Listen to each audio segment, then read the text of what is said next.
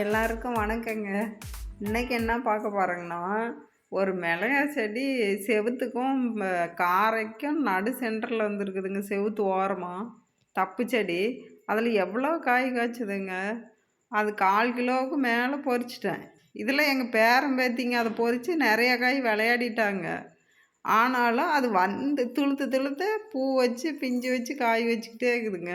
அதை பார்த்த உடனே சரி இதை ஒரு வீடியோ எடுக்கலான்ட்டு எடுக்கிறேங்க. பாருங்க எவ்வளோ காய் இருக்குது.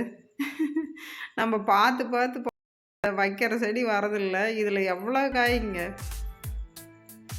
இன்னும் பாருங்க ஒரு பழம் இருக்குது, மிளகா பழம், காய் இருக்குது, பிஞ்சு இருக்குது, பூ இருக்குது. பாருங்க எவ்வளோ இருக்குது, எவ்வளோ காய் பாருங்கள்.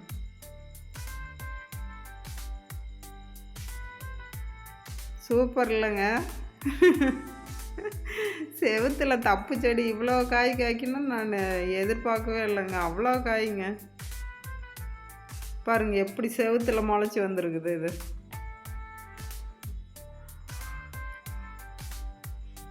சூப்பராக காயாகவே இருந்ததுங்க ஒரு டைமு. அப்போ நான் வீடியோ எடுக்கலான்னு தோணவே இல்லைங்க எனக்கு.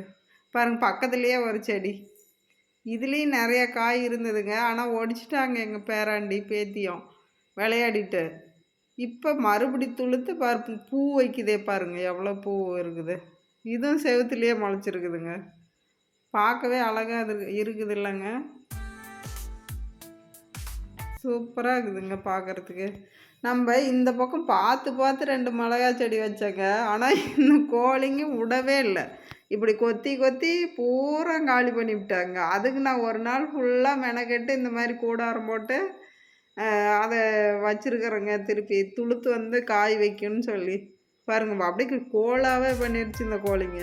கோழி எவ்வளோ மிளகா செடி கொத்தினாலும் இந்த மிளகா செடியில் காய் பொறிக்காமல் விடுறதில்லைங்க.